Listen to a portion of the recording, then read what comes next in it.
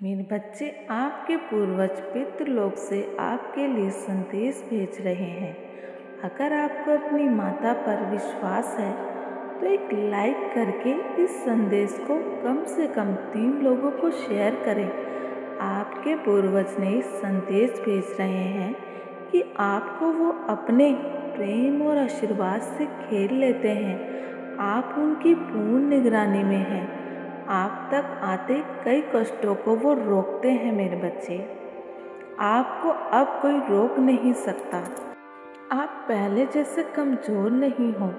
आपको कोई भी इमोशनल रूप में, आपके करियर में, आपकी सफलता के रास्ते में आपको नहीं रोक सकता।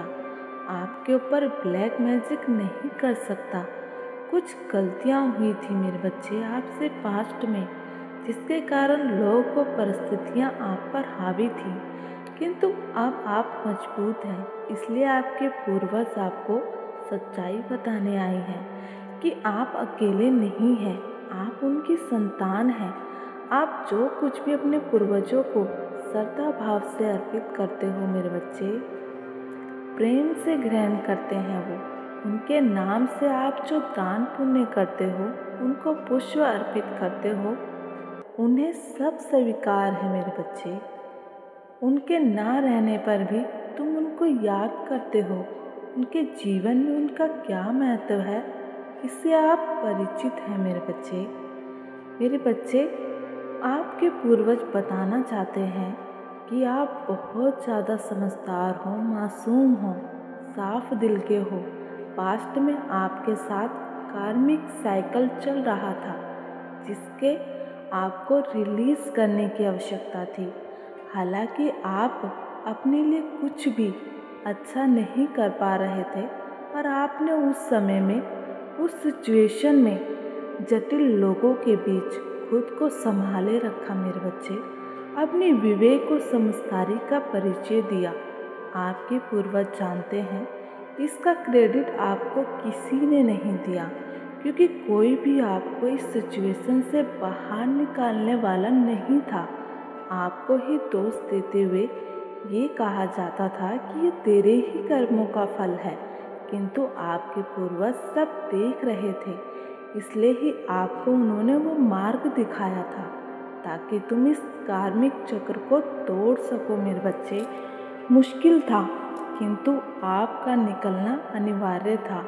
आपके पूर्वज कहते हैं, यहाँ पर आपके लिए मेरे बच्चे संचित पुण्य कर्म भी हैं, जो आपके कार्मिक चक्र को तोड़ रहे हैं। आपने बहुत से दुखियारों का सहारा दिया है, उनकी मदद की है मेरे बच्चे।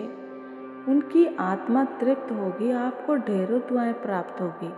आपके पूर्वज कह रहे हैं कि किसी किसी के घर में अगर कलेश होता हो, काम बनते बनते बिगड़ जाते हों, मेरे बच्चे, कुछ समय के लिए आपकी बुद्धि बांध दी गई थी।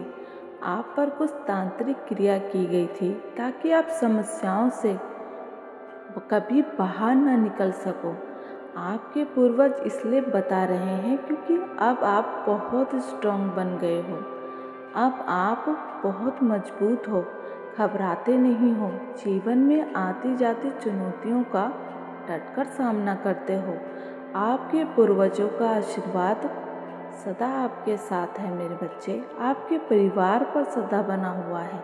बस एक बात का ध्यान रखना कि सड़क पर आते जाते किसी अजीब वस्तुओं पर अपना पैर न पड़े।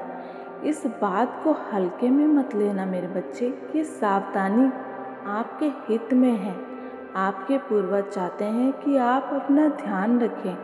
आप जब भी उनके नाम से कुछ निकालते हैं तो किसी व्यक्ति विशेष को ना देकर किसी गरीब, निर्धन, ज़रूरतमंद को दें। पहले मेरे बच्चे, आप मेंटली, फिजिकली, इमोशनली इतने स्ट्रांग नहीं थे।